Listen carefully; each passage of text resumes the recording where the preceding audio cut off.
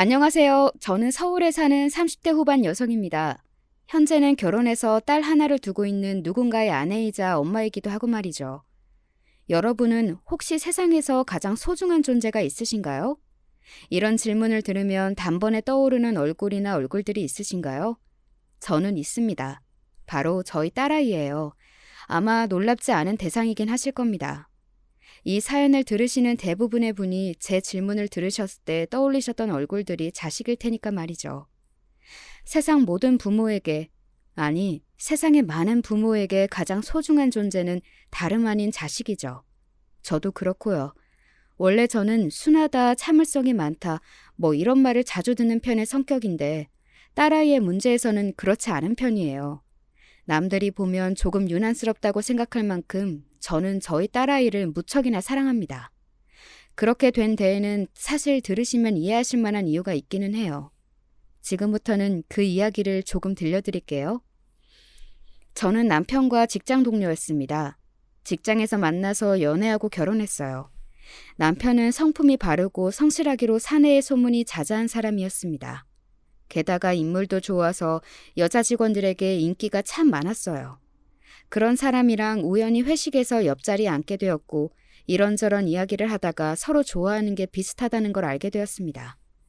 사람이 취미나 좋아하는 것들, 그러니까 취향이 비슷하면 할 이야기가 많아지잖아요. 그래서 남편과 저는 그런 이야기를 나누면서 그 회식 이후로 급격하게 친해졌어요. 처음에는 마음이 잘 맞는 직장 동료로, 그리고 그 다음에는 대화가 잘 통하는 친구로, 마지막에는 연인이 되었습니다. 어느 날 남편이 저에게 이렇게 이야기했던 게 기억이 나네요. 혹시 나 같은 남자는 어때? 나 같은 남자라니? 무슨 관계의 남자를 말하는 건데? 남자친구로 나 어떠냐고.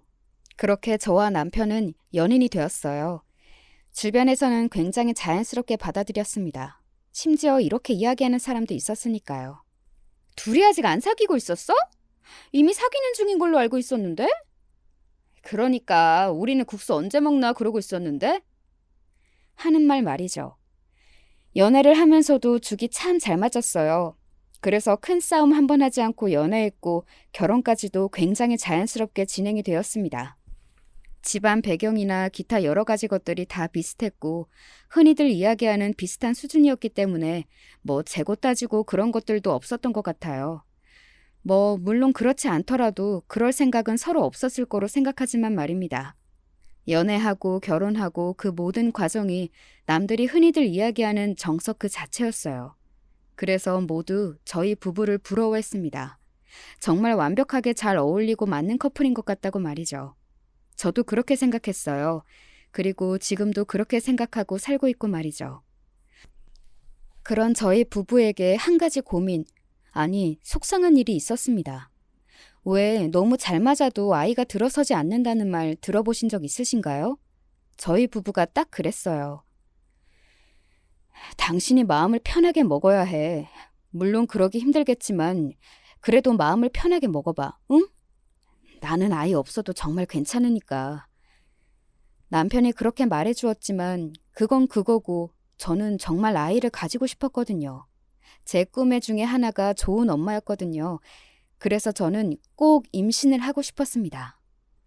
하지만 그게 생각처럼 바란다고 해서 되지는 않더라고요. 병원에서도 아무 문제가 없다고 하고 여러 가지 좋다는 건 다 해봐도 아이는 들어설 생각을 하지 않았습니다. 그렇게 마음고생을 5년 넘게 하다가 생긴 아이였어요. 저희 딸아이가 말이죠. 그러니 얼마나 귀한 아이였겠어요? 귀하게 온 아이라 그런지 이쁘기도 이쁘다. 정말이지 온 가족의 사랑을 받으며 태어난 아이였습니다. 저한테 저희 딸아이가 얼마나 소중하고 또 사랑스러운 존재인지 아실 수 있으시겠죠? 얼마나 예뻤겠어요. 그리고 지금도 얼마나 예쁘겠어요. 딸아이를 낳고 다시 걱정과 고민거리라고는 없는 그런 생활로 돌아갈 거로 생각했습니다. 하지만 아니었어요. 그 사이에 우리 가족 구성원에 변화가 생겼거든요. 지금부터는 제가 이곳에 사연을 쓰게 된 그 사람에 대한 이야기를 본격적으로 해보도록 하겠습니다. 이 사연의 주인공에 가까운 사람은 제가 아니라 사실은 제 동서입니다. 남편에게는 남동생이 하나 있었어요. 도련님은 제가 임신으로 한참 마음고생이 가장 심하던 시기에 결혼했습니다. 그것도 혼전 임신이었어요. 다들 속으로는 무슨 생각을 했는지는 몰라도 저는 그게 참 눈물나게 부러웠던 기억이 나네요. 그래서 손아래 동서지만 동서의 아이는 저희 딸아이보다 2살이 더 많아요.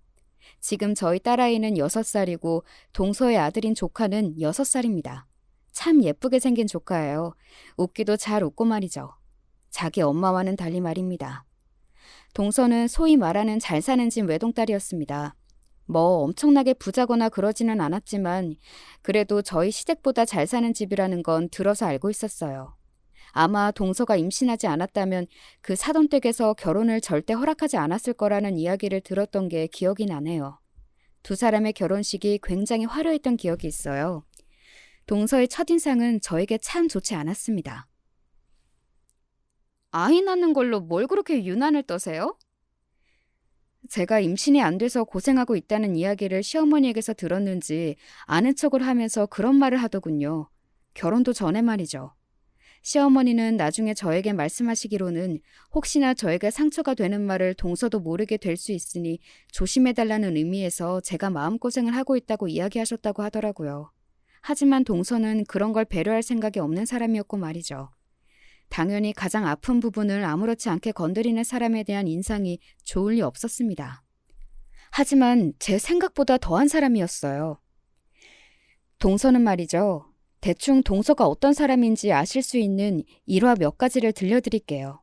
한 번은 시아버지 생신 때 있었던 이야기입니다. 촌스럽게 생신을 무슨 집에서 하시겠대요? 금전적으로 부담을 주기 싫으신 거지. 밖에서 먹으면 돈을 많이 쓰니까. 집에서 간단하게 집밥이나 다 같이 먹자고. 제 말에 동서가 인상을 팍 쓰더군요. 그거 돈 얼마나 한다고. 진짜 거지도 아니고. 뭐? 방금 뭐라고 했어? 형님한테 한 말 아니니까 신경 쓰지 않으셔도 돼요.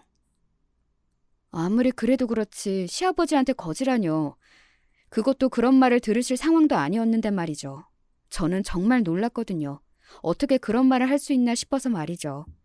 제가 멍하게 동서를 보고 있자 웃으며 어깨를 으쓱하더군요. 정말 아무렇지 않은 듯 말입니다. 그리고 이런 일도 있었습니다. 무슨 대화를 하다가 저에게 이런 질문을 하더군요. 아주버님이 벌어다 주는 돈으로 생활이 되세요? 남편은 대기업에 다니고 있었고 그것 아니더라도 제가 결혼 전과 임신 전까지 모아둔 돈도 많았고 무엇보다 저나 남편 집안이 나쁘지 않았거든요. 동서는 그리고 그걸 알고 있었어요. 그 정도로 저희를 무시할 만큼 동서의 집안이 차이가 나게 잘 사는 집안이 아니기도 했고요. 물론 더 잘 사는 건 맞지만요. 어디 다니는지 몰라? 제가 어이가 없어서 그렇게 물었던 것 같아요. 하지만 동서는 저를 무시하는 걸 그만둘 생각이 없어 보였습니다. 아니, 애초에 그러기 위해서 그 질문을 먼저 꺼낸 거였으니 뭐 당연한 거겠죠. 알아요. 그래도 월급쟁이 월급 뻔한데 그걸로 생활이 되나 싶어서요. 충분히 되고도 남으니까 걱정하지 않아도 돼. 아, 남기까지 해요? 굉장히 절약하며 사시나 보다. 그렇게 비꼬면서도 또 이런 말을 덧붙이더군요. 그리고 걱정한 거 아니에요. 그냥 궁금했던 거지. 누가 보면 무슨 재벌집 딸인 줄 알겠어. 라는 말이 목 끝까지 차올랐지만 삼켰습니다. 같은 사람이 되고 싶지 않았거든요. 제가 거기서 똑같이 되받아치면 그냥 같은 수준이 되는 거잖아요. 그리고 한 번은 동서가 말을 너무 가리지 않고 해서 시어머니에게 혼났던 적도 있어요. 아니, 김치 안 드셔도 된다니까요. 그래도 가져가. 이거 익으면 맛있어. 아니, 싫다는 사람한테 억지로 쥐어주는 건 너무 배려가 없으신 거 아니에요? 그리고 저희 사모는 거 있다니까요? 왜 자꾸 이렇게 뭘 주고 이런 유난을 떠세요? 싫다고요. 동서는 버럭 소리를 지르더군요. 저는 순간적으로 그 자리에서 굳었던 기억이 납니다. 아무리 싫다고 해도 시어머니에게 그 정도로 소리를 지를 일이 아니잖아요. 김치를 가져가라는 일이 말입니다. 게다가 많지도 않았어요. 한 통이었습니다. 그것도 작은 통으로 한 통 말이죠. 너 어른한테 말버릇이 그게 뭐니? 오냐오냐 해주니까 내가 우스워 보여? 시어머니가 단호하고 엄한 얼굴을 하고 그렇게 이야기하니 동서는 놀란 듯 보였습니다. 아니, 그게 아니고 싫다는데 주시니까. 내가 무슨 뭘 해달라고 한 것도 아니고 이상한 걸 준 것도 아니고 작은 통에 담아둔 김치 주는 걸로도 이런 소리를 들어야 하니? 어?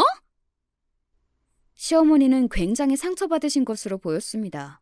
제가 그 모습에 마음이 쓰여서 동서를 쿡 찔렀어요. 그리고 얼른 죄송하다고 하라는 눈치를 줬습니다. 그때 처음 느낀 건데 동서는 사과하기 정말 힘들어하는 사람 같았어요. 아니, 그런 사람이었습니다. 어른에게도 죄송하다 한마디 하는 걸 그렇게 어려워하더라고요. 본인이 잘못했을 때도 말이죠. 다시는 안 그러겠습니다. 겨우겨우 입 밖으로 내뱉은 말이 고작 그거였으니 말이죠. 그 김치를 받아들고 나와서는 인상을 팍 찌푸리며 혼자 중얼거리던 말도 아직 생각이 나네요. 진짜 짜증나 죽겠네.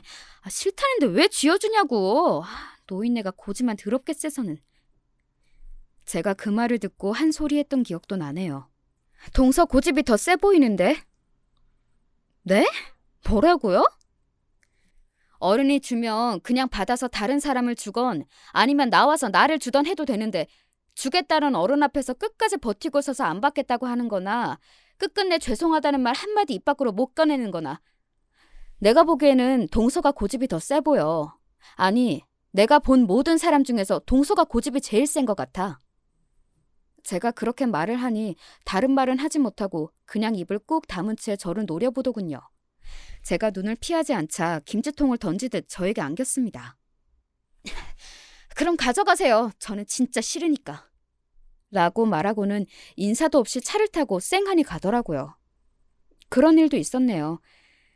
동서는 그뿐만은 아니었습니다. 저도 귀가 있어서 듣는 이야기들이 있었거든요. 동서는 시댁과 제 욕을 그렇게 하고 다닌다고 들었어요. 뭐 도련님만 아니었으면 저 거지 같은 집안이랑 엮이는 일이 없었을 텐데 너무 수준이 떨어진다는 둥, 사람들이 너무 이상하다는 둥 하는 이야기들 말입니다. 동서는 도련님을 좋아하긴 하는 것 같았어요. 도련님이랑 같이 있으면 딴 사람처럼 굴었거든요. 듣기로도 도련님을 너무 좋아해서 먼저 들이댔다고 들었습니다. 도련님은 별 생각이 없는데 몇 번이나 고백해왔다고 말이죠. 제가 앞서 이야기했지만 저희 남편이 인물이 좀 좋다고 했잖아요. 그래서 동료 여직원들에게 인기가 많았다고요. 도련님도 그랬습니다. 냉정하게 이야기하면 도련님이 인물이 더 좋기는 하죠. 키도 더 크고요. 남편이 이야기를 들으면 삐지겠지만 사실이 그렇긴 했어요. 게다가 도련님은 직업도 좋았어요. 약사였거든요. 잘생긴 약사. 정말 여자들에게 인기가 많았습니다. 동서가 애가 다를 만도 했긴 했습니다. 그리고 도련님은 제가 생각해도 정말 좋아할 만한 사람이고 말이죠. 어쩌다 그런 여자를 만나게 되었는지는 모르겠지만요. 아무튼 그래서 도련님 앞에서는 동서는 태도가 달라지기는 했어요. 결혼하고 나서도 아이를 낳고 나서도 도련님에게 잘 보이고 싶어하는 게 늘 보였습니다. 우리 아들이 남편 닮았으면 좋겠어요. 정말 그러기만 하면 너무 좋을 텐데. 여러모로 그게 낫지. 라고 제가 비꼰 적도 있긴 한 것 같네요. 아마 동서도 제가 이야기한 말의 뜻을 알기는 했겠지만 당시에는 별 말을 하지는 않았던 것 같아요. 아무튼 동서는 그런 사람이었습니다. 대충 어떤 사람인지 감이 오시죠? 자신보다 못하다고 생각하는 사람들은 쉽게 무시하고 말도 막 하고 그리고 세상에서 자기가 가장 중요하고 이기적인 사람. 하지만 도련님을 너무 좋아해서 애써 도련님 앞에서는 그 본성을 숨기고 사는. 저 같으면 자신이 그렇게 사랑하는 사람의 가족들이면 그 가족들도 좋을 것 같은데요. 제가 시댁 식구들을 좋아하는 것처럼 말입니다. 게다가 객관적으로도 저희 시댁 식구들은 좋은 분들이었어요. 며느리들이 부담스러워할까봐 연락도 조심히 하시고 만나면 언제나 뭔가를 주시기 바쁘고 정이 많은 분이었습니다. 동서가 먼저 아이를 낳고 그리고 제가 2년 뒤 딸을 낳고 뭐 육아를 본격적으로 시작하게 되면서 사실 동서와 그 전에 봤던 것만큼 자주 보지는 못했던 것 같아요. 둘 다 육아는 처음이라 정신이 없기도 했지만 다들 바쁘기도 바빴어요. 저는 차라리 얼굴을 자주 보지 않는 게 낫다고 생각하며 지냈던 것 같아요. 그리고 실제로도 그게 더 낫기도 했고 말이죠. 뭐 자주 만나지 않는다고 해서 동서에 대한 생각이 달라졌던 건 전혀 아니기는 했습니다. 자주 만나지 않는 와중에도 동서는 만나면 늘 우리 가족을 무시하는 듯한 말들을 했거든요. 누군가를 자기 발 아래 깔아뭉개지 않으면 대화가 되지 않는 사람들 있잖아요. 동서가 정말 그런 사람인 것 같아요. 예림이는 영어 유치원 안 보내세요? 어차피 요즘 영어 유치원 아닌 곳에서도 어지간하면 영어 다 알려주기도 하고, 그리고 대기가 너무 많고 심하더라. 그렇게까지 해서 이 어린 나이에 그런 곳을 보내야 하나 싶기도 해. 아기들은 일주일만 안 써도 다 까먹는다는데. 제 말을 가만히 듣던 동서가 픽 하고 비웃더군요. 그러고는 이렇게 말했습니다. 그런 마음가짐으로 어떻게 아이를 키워요? 그런 마음가짐이라니? 요즘 같은 경쟁 사회에서 뒤처지지 않으려면 남들보다 더 하지는 못하더라도 남들만큼은 해야 할 거 아니에요? 애를 위해서라도. 그게 아이를 위한 거라고 누가 그래? 그냥 어른들 욕심이라고 생각하는데 난. 결국 그런 한국에서 살게 되는 건 아이들이에요. 나중에 나는 왜 남들만큼 안 해줬냐는 원망 듣고 싶지 않으면 그냥 보내세요. 제가 예림이 불쌍해서 하는 말이에요. 내 딸 안 불쌍하게 생각해줘도 돼. 형님 생각하는 거 보니까 그럴 수 없어서 하는 말이니까 고깝게 듣지 마세요. 잘도 저를 생각해서 하는 말이겠냐고요. 그냥 숨쉬듯 남을 깔보고 무시하는 그 성향이 그대로 튀어나와서 한 말이죠. 저는 사실 아이를 너무 이른 나이부터 그렇게 경쟁으로 몰아붙이고 싶지는 않았습니다. 그건 남편도 저와 동의를 한 부분이었어요. 그리고 남편 또한 어차피 공부로 성공하는 사람은 상위 소수밖에 되지 않고 아이의 적성에 맞는지 아는지도 모르는 공부를 벌써 부모의 욕심으로 과도하게 시키느니 조금 여유를 가지고 생각해보자고, 정말 아이의 적성을 함께 찾아보자고 그렇게 이야기했었고 말이죠. 그래서 우영이는 영어 유치원 나와서 영어 잘한대요?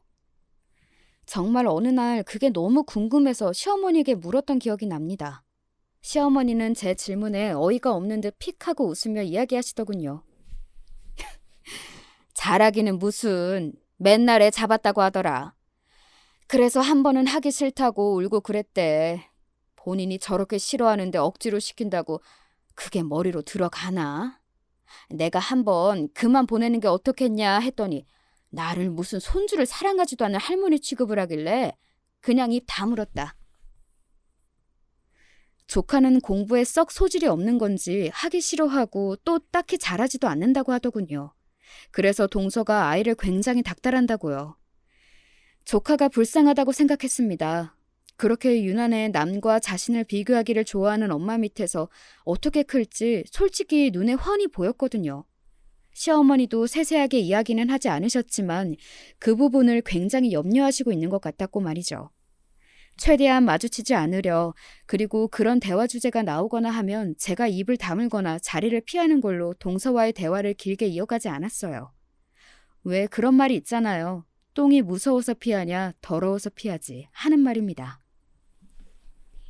제가 동서를 대하는 심정이 딱 그 심정이었거든요. 그냥 더러워서 내가 피한다. 동서는 저를 만나면 저를 무시하거나 저희 집을 무시하거나 늘 항상 무시하면서 자신이 저보다 잘난 걸 확인받고 싶어 했는데 제가 동서와 대화를 이어나가지 않고 본인을 아예 상대해주지 않자 그건 그거대로 화가 많이 난 듯 보였습니다. 점점 쌓여가는 게 느껴지기는 했어요. 언젠가 한번 폭발할 수도 있겠다 생각은 했었던 것 같아요. 그런 식의 폭발이 될 거라고는 꿈에도 상상조차 해보지 못했지만 말입니다. 오늘은 동서가 폭발하게 된, 제가 오늘 사연을 쓰게 된 결정적 계기가 되었던 그 사건에 대해 지금부터 이야기해 드릴게요. 동서는 그날 화가 많이 났습니다. 시어머니가 이런 말을 하셨거든요. 아이고, 나는 살다 예림이 같은 영특한 애는 처음 본다. 예림이가요? 뭘 보고 그러시는데요? 그날은 정말 오랜만에 가족들이 다 같이 밥을 먹기로 한 날이었습니다. 시아버지는 잠시 외출하셨었고 제 남편이나 도련님은 일을 마치고 오기로 해서 그 집에는 저와 시어머니, 동서, 그리고 조카와 저희 딸 이렇게 5이 있었어요. 아니, 글쎄 애가 책을 끼고 살아서 그냥 그런가 보다 했는데 조금 전에 내가 영특하다고 했더니 그 단어의 뜻을 애가 알더라고. 겨우 5살짜리가 영특하다는 말을 어떻게 알아들어? 저희 딸아이는 책을 정말 좋아했습니다. 하루 종일 책을 끼고 있었고 특히 언어에 관심이 많았어요. 영어는 물론 한자 같은 것도 좋아했습니다. 그냥 뭐든 읽고 보고 쓰는 것에 관심이 많은 아이였어요. 그건 저도 알고 있었습니다. 아니, 제가 엄마니까 가장 잘 알고 있었죠. 아유, 그리고 전에 둘째한테 들었는데 유치원에서도 칭찬이 자자하다며 예림이 똑똑하다고. 그건 그냥 유치원 선생님이 부모님들 기분 좋으라고 하는 말이죠. 뭐. 그리고 애비 자기 딸 일이라면 해볼래서 객관성도 없어요. 아유, 그래도 나는 오늘 보니까 예사 애는 아니야. 시어머니가 딸아이를 칭찬하면 할수록 동서의 얼굴이 어두워지는 걸 저는 알 수 있었습니다. 솔직히 동서가 뭐라고 신경을 정말 쓰고 싶지는 않았지만 동서가 본격적으로 골질을 하기 시작하면 결과적으로는 제 기분도 잡치기 때문에 만날 때면 동서의 기분을 살피게 되기는 했어요. 동서를 위해서가 아니라 제가 기분이 상하기 싫어서 말이죠. 동서의 표정이 좋지 않다는 걸 시어머니도 눈치를 챘고 시어머니도 아차하는 표정으로 입을 다무시더군요. 시어머니도 저와 비슷한 마음이셨을 겁니다. 동서가 입으로 무슨 말을 뱉을지 예상이 안 되는 사람이었으니 어지간하면 건들고 싶지 않았겠죠. 하지만 이미 늦었더군요. 동서는 이미 빈정이 상할 대로 상했고 상당히 긁혀있는 상태였습니다. 잠시 뒤에 그걸 알 수 있었습니다. 예림이 신기하긴 하네요. 엄마랑 아빠가 공부를 그다지 잘한 것도 아닌데 똑똑하다면 말이에요. 나랑 우리 남편도 공부 잘했어. 솔직히 저희만큼은 아니잖아요? 그 정도면 잘했다고 할 수는 없죠. 그냥 남들 하는 만큼 딱 그 정도, 무시받지 않을 정도만 한 거지. 아니었습니다. 뭐 동서와 도련님은 대한민국에서 가장 좋다는 대학을 나온 건 맞아요. 하지만 남편도 2~3번째 되는 정도의 대학을 나왔고 저도 나름대로 유명한 대학을 나왔습니다. 이름만 대면 그래도 오, 공부 좀 하셨나 보네요. 소리 들을 정도는 되었어요. 그런데 동서는 늘 그런 식이었습니다. 자신과 도련님 미치면 다 미친 사람이었어요. 그건 아니지 않아? 그러면 대한민국에 좋은 대학이 어딨어? 우리나라에는 하나밖에 없다고 생각하는데요, 좋은 대학은? 본인과 도련님이 나온 대학을 이야기하는 거였겠죠. 저는 동서의 그 표정과 말투에서 알 수 있었습니다. 오늘 굉장히 피곤한 날이 되겠구나. 사사건건 시비를 걸겠구나 하는 걸 말이죠. 그리고 그 정도로 끝나지 않은 날이 되었지만요. 뭐 어릴 때 영재 소리 듣던 애들도 결국은 부모가 어떻게 하느냐에 따라서 다 갈리잖아요. 게다가 예림이는 영재 정도도 아닌 것 같고.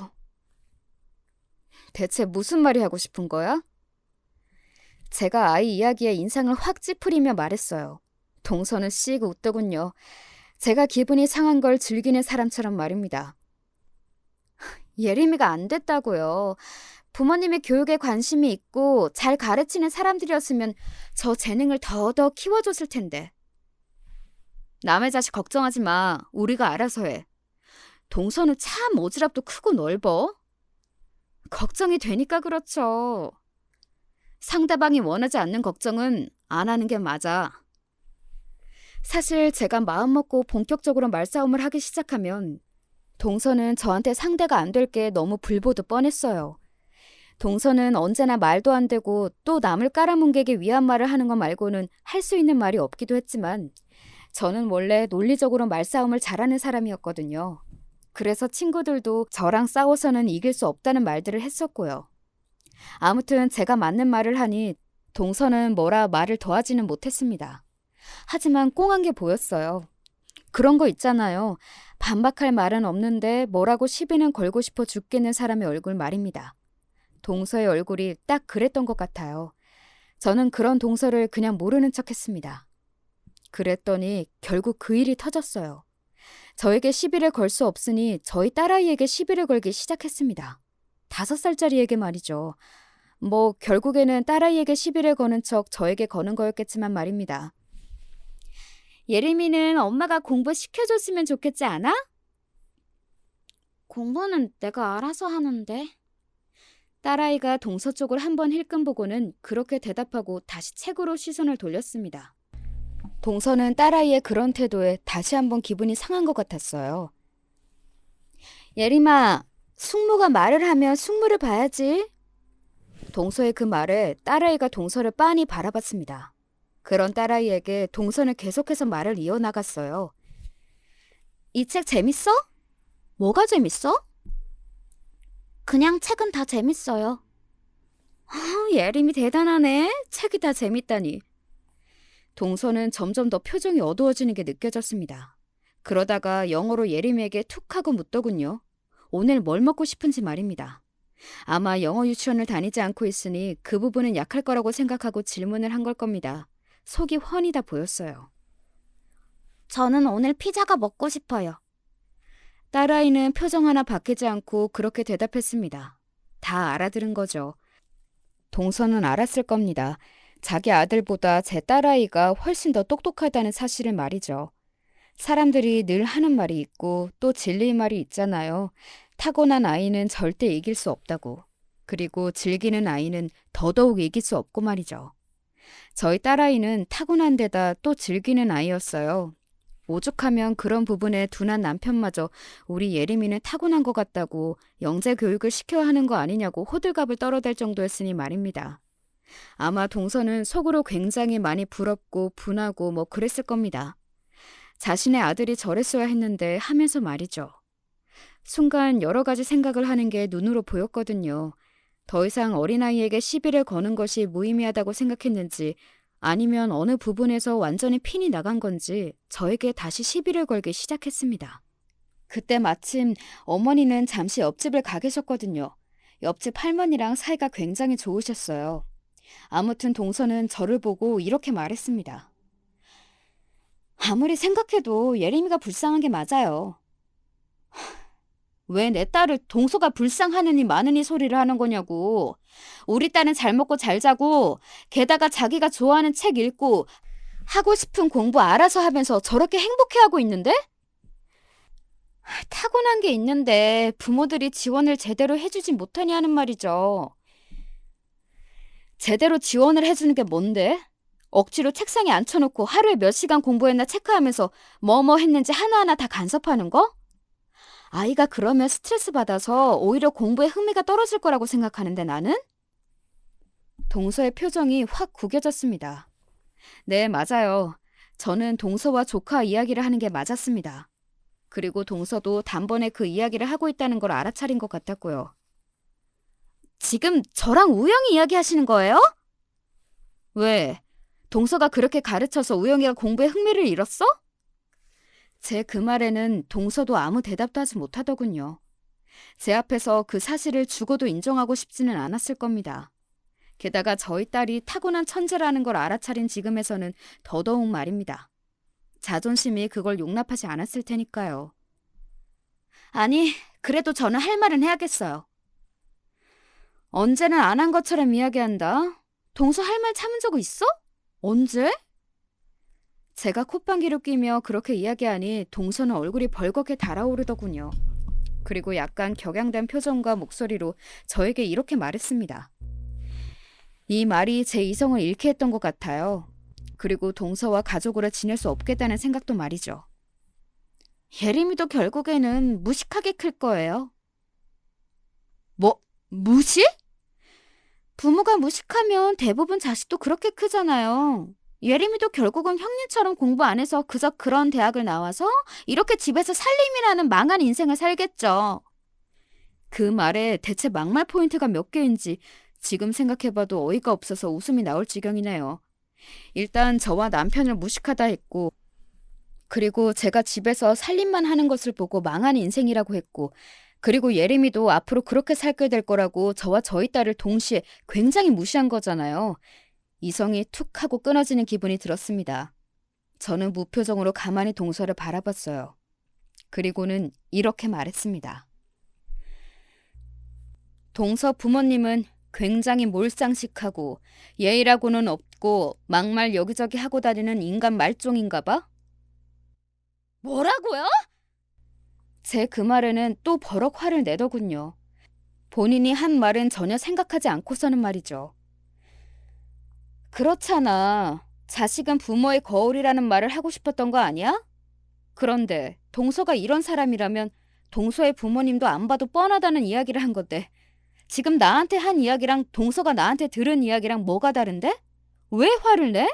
설마 붕어도 아니고 방금 본인이 뱉은 말을 까먹은 건 아니지? 그런 제 말을 듣고는 동서는 또 한동안 이를 악물 뿐 아무 말도 하지 못했습니다. 무슨 말을 할 수 있겠어요? 논리적으로 제 말이 다 맞는 말인걸요. 그리고 나도 걱정되니까 한마디 더 얹을게. 나는 동서가 주제넘게 남의 집 자식 걱정할 시간에 본인 자식이나 걱정을 좀 했으면 좋겠어. 우리 우영이가 뭐요? 이런 인성을 가진 엄마 밑에서 크는 애가 얼마나 잘 자라겠어? 남 무시하고 남한테 포근하고 그런 것만 배우지 않겠어? 요즘 같은 세상에 남한테 그렇게 하면 학교 폭력인 거 알지? 그러니까 애 앞에서 그렇게 막 굴지 마. 그대로 다 배우고 똑같이 행동해. 동서는 정말로 욱한 듯 보였습니다. 뭐 그러라고 한 말이었어요. 야, 말 다 했어? 아직 덜 했으면 뭐 더 들을래? 나 아직 할 말 많은데? 동서가 좀 인간이 덜 됐어야지. 동서는 그렇게 이야기하며 제 머리채를 잡았습니다. 사실 거기서 끝난 거였어요. 아무리 사이가 좋지 않은 동서지간이라고 하더라도 상대에게 물리적인 폭력을 행사한 순간 그냥 그 가족은 끝난 겁니다. 그게 저에게는 동서가 저한테 더 이상 가족으로 살지 않겠다고 말하는 거나 마찬가지였어요. 그리고 저는 잘못한 게 없고 남편과 시댁과 잘 지내고 있으니 이 집에서 나가야 하는 건 당연히 동서였고 말이죠. 니들 지금 뭐 하는 짓이냐? 옆집에서 돌아온 시어머니가 저희 두 사람을 보고 소리를 지르면서 그날은 그렇게 더 이상 다른 일이 없이 마무리되었습니다. 물론 분위기는 계속 좋지 않아서 나중에 시아버지고 남편이고 도련님이고 계속 무슨 일이냐 물었고 다들 저희 눈치를 보는 사태가 일어났지만 말이죠. 동서는 아마 그 일을 그렇게 넘겼고 제가 더 이상의 다른 액션을 하지 않을 거라고 생각했을 겁니다. 매번 저에게 막말을 한 걸로 제가 딱히 문제를 삼지는 않았으니까요. 하지만 이번에는 제 생각은 달랐어요. 저는 그냥 넘어갈 생각이 단 하나도 없었습니다. 이번 문제는 그렇게 넘겨서도 안 된다고 생각했고 말이죠. 우선 그날 집으로 돌아와 남편에게 그날 있었던 일에 대해 아주 상세하게 다 이야기를 했습니다. 동서가 무슨 말을 했는지 그리고 우리 애가 무슨 말을 들었는지 그런 것까지 싹 다 말입니다. 당연히 남편은 굉장히 분노했어요. 녹음 못 해놓은 게 아니다. 지금 심정 같아서는 도련님한테도 다 알려드리고 싶은데. 이 문제는 이야기해야 할 것 같은데? 아예 안 보는 사이로 지내면 몰라도 앞으로 가족으로 계속 얼굴을 보고 살아야 할 텐데 이 문제를 어떻게 덮고 넘어가? 당신이 생각해도 그렇지. 사실 내 생각도 그래. 둘 중 하나는 해야지. 뭘? 걔들이 석고대죄를 하던가 아니면 연을 끊고 살던가. 사실 저는 동서가 석고대죄해도 용서해줄 생각이 딱히 없었습니다. 본성이 달라질 거라고 그리고 이제 와서 그 나이에 아이까지 낳고 사는 어른이 하루아침에 달라질 거라 생각하지도 않았지만 애초에 동서가 저에게 그런 일도 없기는 했어요.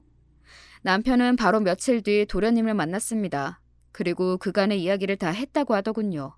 만약 도련님이 이상한 사람이거나 제대로 된 인간이 아니었으면 저희 말을 믿지 않았겠죠. 게다가 동서의 본 모습을 몰랐다면 말입니다. 하지만 도련님도 동서가 어떤 사람인지는 자세히는 몰라도 알고 있었어요. 그러니 어디 가면 말 조심하라는 등 그런 이야기를 동서에게 했던 거겠죠. 뭐 아무튼 도련님은 그럼에도 놀라긴 했다고 하더군요. 도련님이 뭐래? 말 막 하고 다니고 당신이랑 사이 안 좋은 건 알았지만 그 정도일 줄은 몰랐다고 놀라던데?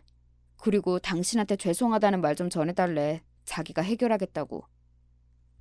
어떻게 하겠대? 그건 말 안 해주던데. 하지만 저는 도련님이 어떻게 할지 대충 감이 오기는 하더군요. 도련님은 시아버지를 닮아 꽤 단호한 사람이었거든요. 그래서 한 번 아닌 건 아닌 사람이었습니다. 그리고 며칠 뒤 동서에게 연락이 왔어요. 그것 또한 예상한 바였습니다. 그리고 이번에는 무슨 말을 하나, 그리고 그 증거를 남겨야겠다 싶어서 대화를 처음부터 바로 녹음했어요. 남편한테 말을 전하셨더라고요? 왜? 이번에도 내가 입 다물고 넘어가 줄 알았어? 이번에는 동서가 선을 넘었잖아. 그래도 그런 식으로 말을 전하면 어떻게 해요? 그런 식? 무슨 식? 내가 틀린 말 전한 것 같지는 않은데? 남의 가정 이렇게 파탄 내고 본인은 잘 살 것 같아요? 내가 파탄을 냈다고? 파탄은 동서 스스로 낸 거지. 동서 그 입이. 저도 딱히 틀린 말 한 건 없잖아요? 그런 부모님을 둔 예림이가 저는 여전히 불쌍하고 또 무식하게 클 거라는 말도 정말 진심이었는데? 나도 진심이었어. 동서 같은 엄마를 계속 옆에 두면 우영이가 제대로 자라지 못할 거라는 거. 나랑 동서랑 다른 점은 나는 정말로 우영이를 진심으로 걱정해서 한 말이라는 거고, 동서는 그저 배가 아파서 남을 깎아내리고 싶어서 아기에 찬 말이라는 거지. 제 말을 부정은 못하더군요. 저는 계속해서 말을 이어갔습니다. 그런 식으로 계속 남이 가진 걸 깎아내리려고 하지 마. 뭘? 뭘 가져요? 형님이 나보다 뭘 더 가졌는데? 그렇게 무시하던 내가, 그리고 내 딸이 동서 아들보다 훨씬 더 똑똑한 것 같으니 빈정이 상해서 그날 일을 친 거잖아. 그 속이 훤히 보이는 걸 내가 정말로 모를 거라고 생각해? 그렇게 자기 열등감 티내는 것도 진짜 추한 거야. 동서는 정말 엄청나게 긁힌 것 같았습니다. 뭐 열등감? 내가 너 따위한테 느낄 열등감이 어딨어? 멀어보나 내가 더 잘났는데 어디서 너 같은 가진 것도 없는 게 나한테 열등감 타령이야! 사정없이 긁혀서는 사람들이 다 보든 말든 이성을 잃고 소리를 버럭 지르더군요. 그 누구보다 긁혀 보였습니다. 아마 사정을 모르는 지나가던 사람도 그걸 알았을 거예요. 누가 보면 엄청나게 잘난 집안에서 태어난 엄청나게 잘난 딸인 줄 알겠어. 뭐라고요? 동서, 늘 말하고 다니는 거 보면 정말 본인이 어마어마한 집안딸, 재벌딸쯤으로 이야기하고 다니면서 남 무시하잖아. 사람들 속으로 다 비웃는 거 알지? 그 정도는 아닌데 하면서. 하긴 자기 이야기는 자기가 제일 늦게 들으니 모를 수도 있겠다. 진짜 다들 무시하거든? 그니까 추하게 그만해. 동서는 부들부들 떨었습니다. 그리고 다시 한번 소리를 지르며 제 머리채를 잡았어요. 야! 이년이! 내가 너 죽여버릴 거야! 이렇게 말이죠. 그리고 저는 그날의 대화 녹음본을 그대로 도련님에게 보냈습니다. 그리고 시댁 어르신들에게도 돌려드렸어요. 당연히 시댁 어르신들은 분개하셨고 도련님을 불러 이혼을 하라고 하셨습니다. 그런 며느리한테 자신의 소중한 손자를 맡길 수 없다고 말이죠. 도련님은 이미 이혼을 준비 중인 상황이었고요. 형수님 죄송합니다. 도련님이 저한테 잘못하신 건 없는데요. 그래도요, 제가 중간에서 잘해야 했는데. 도련님은 그렇게 고개를 숙여 저한테 사과했고 또 감사의 인사를 했습니다. 제가 보낸 녹음본과 증언으로 양육권을 가져올 수 있을 것 같다고 말이죠. 보통 양육권은 엄마가 유리한 경우가 많은데 여러 가지 증거로 자신이 가져올 수 있게 될 것 같다면서요. 그리고 본격적으로 두 사람은 이혼 절차를 밟기 시작했습니다. 동서는 그날 이후로 저에게 따로 전화해 오거나 만나자는 이야기는 하지 않았어요. 제가 그날의 대화를 다 녹음했다는 걸 알게 되었으니 만나자 할 수 없었던 거겠죠. 저한테 사과를 할 일은 만무하고 또 따지러 오는 걸 텐데 그게 자신에게 늘 불리한 내용이었으니까 말입니다. 동서는 이혼하기 싫어서 버틴다고 들었어요. 반면 동서의 친정에서는 하루빨리 다 정리하고 싶어하는 것 같았습니다.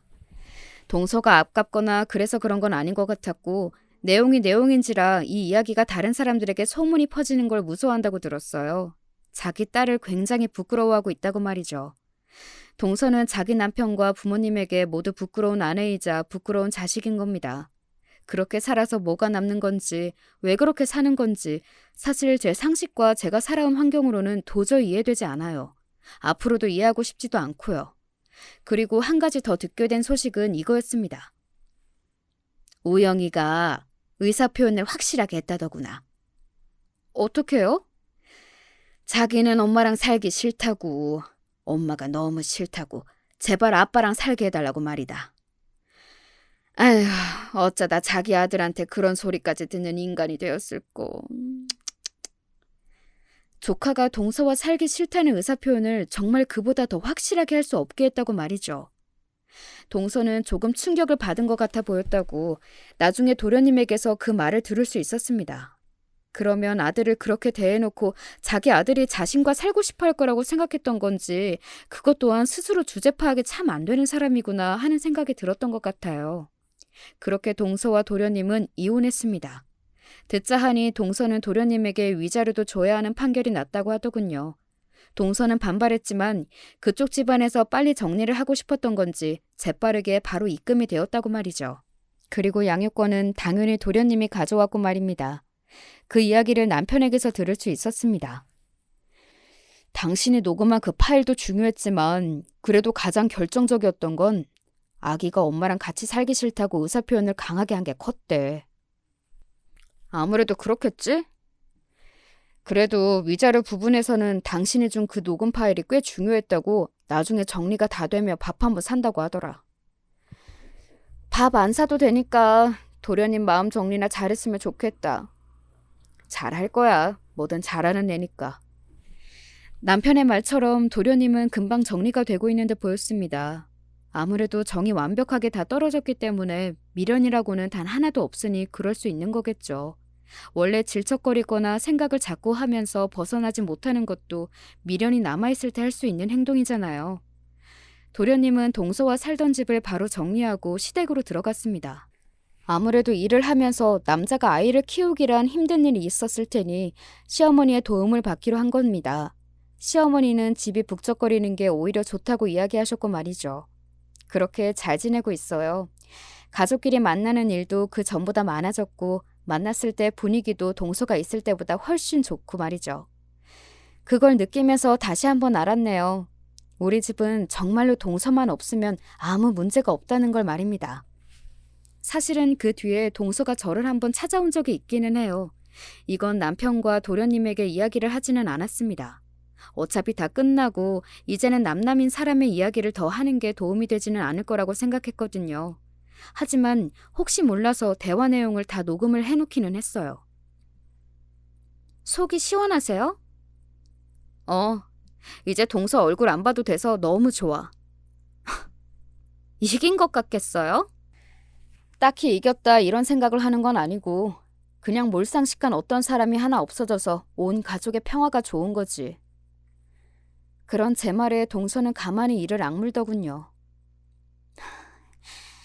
사람 하나 이렇게 만들어 놓고 본인은 행복하기만 할 것 같아요? 지금 뭔가 단단히 착각을 하고 있는 것 같은데 동서를 그렇게 만든 건 나도 아니고 다른 그 어떤 사람도 아니야. 동서 스스로지. 동서가 그런 말과 행동을 하지 않았다면 그냥 남들만큼만 예의가 있고 배려가 있고 생각하는 사람이었다면 절대 이런 일은 일어나지 않았을 테니까. 누군가를 원망하고 싶으면 동서 자신을 원망하는 게 맞지. 나는 왜 이 정도밖에 안 되는 인간인가 하고. 제 그 말에 동서가 이를 악무는 게 느껴졌습니다. 그러는 본인은 굉장히 좋은 사람인가 보네요? 한 가지 확신할 수 있는 건 동서보다는 좋은 사람이라는 거야. 그리고 적어도 나는 늘 뭔가를 잘못하면 반성할 줄도 알고 자신을 돌아볼 줄도 알아. 하지만 동서는 그런 줄 모르는 사람이라는 게 동서의 가장 큰 문제점이지. 동서는 그 누구를 만나도 어느 순간에도 결코 행복해질 수 없을 거야. 그렇게 언제나 남을 깎아내리는 사람은 절대 행복해질 수 없거든. 늘 누군가의 행복을 시기할 테니까.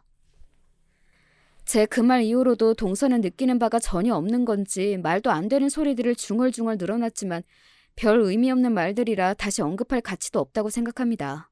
뭐 너도 잘못했고 자기는 억울하고 대충 그런 말들 뿐이었어요. 그렇게 동서와 저의 만남은 지금까지는 그게 마지막 만남입니다. 아마 언젠가 다시 만날 수도 있겠죠. 세상은 생각보다 좁으니까요. 게다가 동서가 아직 도련님에게 미련이 한가득 있어 보이니 저희 집안에 대한 관심이 계속될 테니까요. 저는 도련님이 언젠가 재혼할 거로 생각하는데 그때쯤 한 번 더 나타나서 진상짓을 하지 않을까 싶어요. 뭐 예상이지만요. 하지만 동서는 충분히 그럴 수 있는 사람이기는 해요. 오늘 제 이야기는 여기까지입니다. 어떻게 들으셨는지 모르겠네요. 저는 동서를 보지 않게 된 것만으로도, 그리고 그 사람에게 가장 소중한 걸 이렇게 잃게 했다는 것만으로도 최고의 복수를 했다고 생각합니다. 그리고 그거 이상 없다고도 말이죠. 모두를 행복하게 한 결말이었으니 좋은 복수였다고 할 수도 있겠네요. 아, 동서 한 사람만 빼고 말이죠. 언제나 바르게만 살 수는 없겠지만 누군가에게 복수심을 느끼게 할 만한 짓은 하지 않고 살아야 하는 것 같아요. 자신을 위해서라도 말입니다. 이제 사연을 줄이겠습니다. 요즘 뜬금없이 비가 오기도 하더라고요. 우산 늘 챙겨 다니시길 바랍니다. 저는 어제 우산 없이 나갔다가 비를 쫄딱 다 맞았거든요. 그럼 이만 줄일게요. 사연을 들으신 모든 분이 언제나 건강하시고 행복하시기를 바랍니다. 저도 그럴 수 있길 바라주세요. 뭐 동서 없이 지금 충분히 그러고 있지만 말입니다.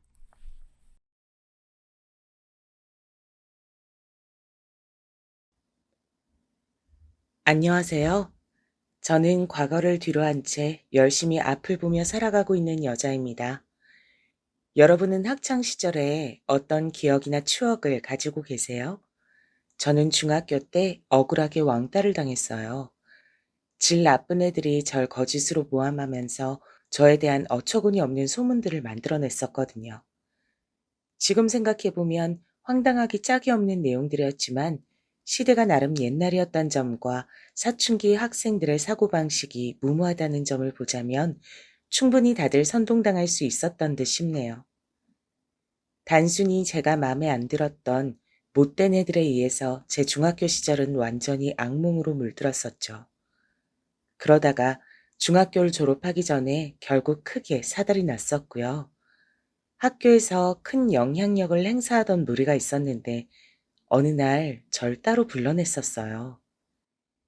야, 박채원, 너 고등학교는 딴 지역으로 갈 거라면서?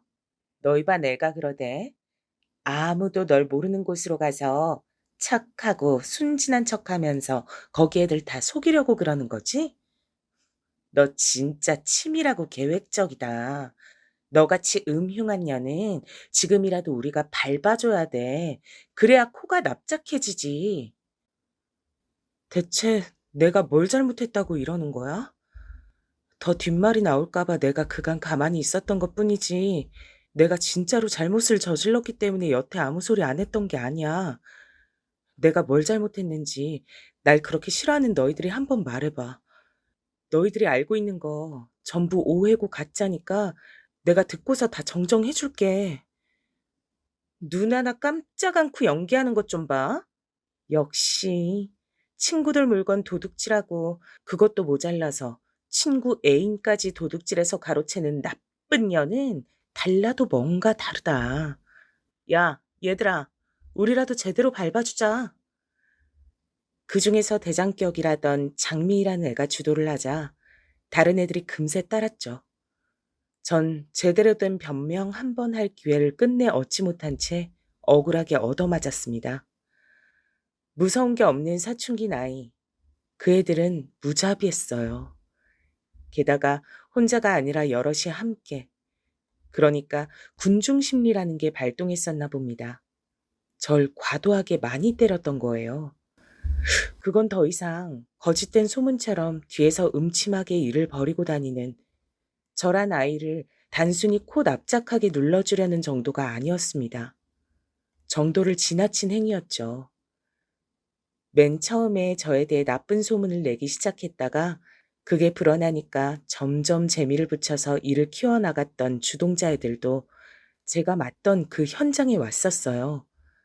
말리긴커녕 합세해서 절 때리더라고요. 그리곤 기절한 저를 버리고 갔습니다. 무더운 여름 날씨에 방치된 저는 다음날 새벽이 되어서야 자력으로 절뚝거리며 그곳을 벗어나다가 쓰러졌는데 그때 길을 지나던 어르신들께서 절 발견해 주셔서 병원으로 이송될 수 있었어요. 제 몰골이 엄청나게 엉망이었고 코피 때문에 얼굴이며 옷은 다 피투성이어서 무조건 구급차부터 불렀다고 하시더라고요. 공교롭게도 그 어르신들께선 동네에서 소위 짬이라는 걸 많이 드셨던 분들이었고, 동사무소와 파출소 같은 공공기관에 제 이야기가 단 하루 사이에 쫙 퍼지게 됐습니다. 지역 신문 기자들이 건수를 잡았다 싶어서 제가 겪은 사건에 달라붙었고, 그러면서 완전히 일이 커져버렸어요. 학교는 당연히 발칵 뒤집어졌죠. 취재까지 오고 일이 커지는 바람에 분노한 교장 선생님께선 아끼시던 교장실의 오랜 터줏대감 화분 하나를 그날 깨두셨고요. 그간 제가 왕따를 당하든 말든 본체만체하며 방관하셨던 선생님들께선 그제서야 부랴부랴 상황 파악에 들어가셨습니다. 그때 제가 당한 기가 막힌 억울함이 드러났던 거예요. 제가 왜 그런 심한 짓을 당했는지 그 원인을 파고 들어가다 보면 필연적으로 저에 대해 친구들 사이에서 오래 떠돌아왔던 소문을 만날 수밖에 없었죠. 그리고 그 소문의 맨 처음 근원지를 따라가 봤더니 근거 없음이었던 것입니다. 애초에 그냥 제가 마음에 안 들어서, 그리고 나쁜 소문을 내는 게 재밌어서 점점 더 제가 왕따당하고 고립당하는 모습에 희열을 느껴서 단순히 그런 이유로 절 매도했던 애들이었으니까요. 제 중학교 생활을 그딴 이유로 짓밟아버린 못된 애들의 만행이 드러나자 저에 대해 무관심하셨던 선생님들조차 모두 경악하셨습니다. 아니 대체 무슨 애들이 이렇게 심보가 악랄하고 잔인해? 당사자가 아니라고 하는데도 그것마저 가식이고 연기라며 계속 몰아갔다니. 그리고 그런 거짓 소문에 휩쓸려서 애를 그 지경으로 때린 정신 나간 것들은 대체 뭐야? 선생님들이 질겁하셨고 그 애들은 전부 가해자가 되었습니다. 그 가해자들이 왜 저에게 그토록 뻔뻔하고 오만하게 굴었는지 전 그들의 부모들을 마주한 순간 이유를 알겠더군요. 아무도 저에게 미안하단 사과를 하지 않았어요. 심지어 학교 측에도 무리를 일으켜 미안하단 사과를 하지 않았고, 그저 가해자들의 부모들이 궁금했던 건 무마하는 방법뿐이었습니다. 맨 처음에 소문이 잘못 퍼졌을 때부터 절 끈질기게 못마땅해 했던, 자기 무리를 불러다가 절 복날의 개보다도 더욱 두들겨 팼던 장미라는 애의 모친께선 특히 제가 보는 앞에서 짜증을 내셨었죠. 고작 이런 것 때문에 이렇게 시끄러워지는 게 말이나 되나요? 우리 애는 지금 특목고 입학을 앞두고 있는 모범생인데 저런 애하고 잘못 엮였단 것 자체가 너무 원통하네요. 대학도 좋은 데로 보내야 되고 유학도 보내야 되는데 탄탄대로만 남은 우리의 앞길을 혹여나 이런 가짜는 일이 방해할까 봐 걱정됩니다. 선생님들, 제발 조용히 마무리해 주실 순 없을까요? 위로금인지 합의금인지 어떤 나발의 명목이든 지불할 용의가 있으니까요. 당시에 제가 가졌던 감정이 뭔 줄 아시나요? 우습게도 그건 바로 부럽다는 것이었습니다. 그 가해자들이 미치게 부럽더라고요. 돈 있고 힘 있는 부모를 둔 거요? 아니요. 그것보단 자기 편을 들어주는 부모를 둔 것. 학교까지 엄마가 찾아와서 상관을 해주는 것. 바로 이런 게 부러웠습니다. 화가 나고 분하고 슬프고 이런 것보단 부럽단 기분이 들었다는 것 자체가 저 자신을 작아지게 만들더라고요. 제 부모님께서 유난을 떠시는 분들이고 재력이 넘치시고 그런 분들이셨다면 진작에 선생님들께서 제가 당하는 왕따에 관심을 기울이셨을 테죠. 하지만 누가 봐도 전 집에서 방치된 아이였기 때문에 관심을 안 기울이셨던 걸 거예요. 그걸 저도 당연히 알았습니다. 그래서 누구 하나 학교에서 절 도와주지 않을 거란 생각으로 묵묵하게 감내해 왔던 것이고요. 하지만 상황이 극한까지 치달아서 여기까지 오자 허무하더라고요. 어쨌거나 전 끝까지 초라한 아이였고 가해자들은 위풍당당했으니까요. 모든 것을 덮는 값으로 저에게 주어졌던 건 1,000만 원이었습니다. 가해자들 부모가 각자 얼마씩 됐었는진 모르겠고 아무튼 저에게 주어진 현금이 1,000만 원이었네요. 힘이 없던 전 그걸 받을 수밖에 없었죠. 아무도 저에게 끝내 사과하진 않았습니다. 잘못된 소문만 믿고서 절 욕해 댔던 학교의 다른 모든 아이들도 마찬가지였고요. 이를 덮기로 했다는 결론이 내려지자 저에게 미안해야 할 필요가 전혀 없다고 다들 생각한 모양이었습니다. 저희 집 형편이 가해자들만큼 좋지 않았다는 건 이야기에서 짐작하시겠죠? 하지만 정말 근본적인 문제는 돈보다도 다른 것에 있었습니다. 자라나는 여자아이한테 가장 중요한 유대관계는 아마 엄마일 거예요. 엄마와 딸만큼 유대 깊은 관계는 없다고 분명 그렇게 듣고 배웠는데 저한텐 해당 사항이 없더라고요. 제가 초등학교에 들어가기 이전까진 엄마가 나름 다정다감한 모습도 있었던 것 같다고 생각을 합니다. 어린 저를 꾸미고 입히고 이렇게 하시는 것에 재미를 한참 붙이셨던 거거든요. 하지만 제가 초등학교에 입학한 이후로는 시큰둥이 하셨어요.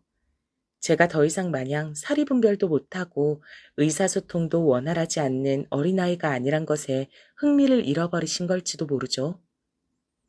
당신께서 고민을 실컷 늘어놓고 짜증을 내고 신경질을 내고 화풀이를 해도 되는 대상으로 제가 자라났다고 판단을 하셨던 걸 수도 있고요.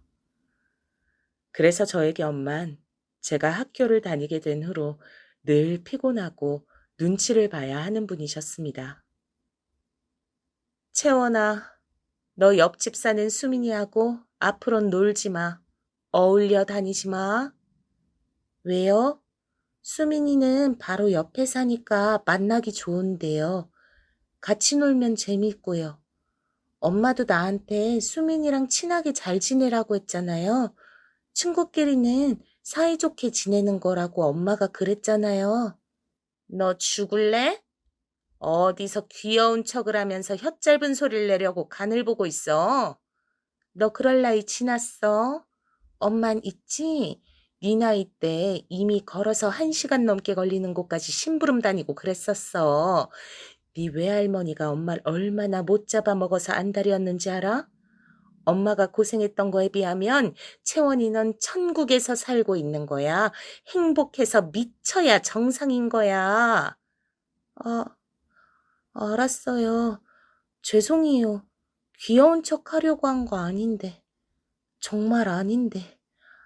앞으로는 안 그럴게요. 옆집 수민이는 걔 엄마가 이상한 사람이야. 애한테 왜 자꾸 비싼 메이커 신발을 신겨? 요일별로 돌아가면서 신기는 그 얄팍한 저희가 대체 뭐냐 이거야. 거기까지 하면 될 것이지. 나한테 뭐? 어제 뭐라 그러더라? 집에 들어오다가 마주쳤을 때 채원 엄마는 주로 시장에서 옷을 사시죠? 이런 지랄은 왜 떠는 거야? 이상한 여자 같으니. 상종을 하지 말아야 돼. 그런 여자의 딸도 어떻게 자라날지 뻔해. 그러니까 애 저녁에 어울리면 안 되는 거야. 이놈의 망할 주공빌라. 빨리 이사를 가버리든 해야지. 채원아, 너네 아빤 왜 그렇게 월급이 안 오른다니? 그거 혹시 거짓말 아닐까? 우리한테 속이는 것 같지 않아? 이따가 밤에 네가 아빠한테 한번 물어봐. 애교도 살살 피면서 아빠 돈 얼마 받냐고 한번 물어봐. 저번에도 엄마가 물어보라고 시켜서 했었는데 아빠는 우리한테 거짓말 안 한다고 했었어요. 아빠가 우리한테 왜 거짓말을 해요? 그러니까 물어봤자 소용없어요, 엄마. 박채원, 얘가 진짜 너 엄마 말 안 들을래? 넌 애가 왜 이렇게 벌써부터 속을 썩여? 뭐 어쩌잔 거야? 너 사춘기 되면 내가 그땐 복장 터져서 죽을까 봐 미리 겁이 난다. 어? 얘를 어쩌면 좋아. 벌써부터 말대꾸 따박따박 하는 꼬라지 좀 봐. 나는 너 그렇게 안 가르쳤는데. 너 누구 닮아서 이러니? 엄마는 안 닮았으니까 아빠 닮아서 이러는 거지? 채원아, 나는 네 나이보다 어렸을 때 네 외할아버지한테 말대꾸 한번 잘못했다가 어떻게 됐었던 줄 알아? 귀싸대기 맞아서 방 한가운데에서 방문까지 날아갔어. 맞은 뺨보다 날아가서 방문에 처박혔던 게 얼마나 아프던지 나는 그러고 살았다. 근데 너는 뭐야?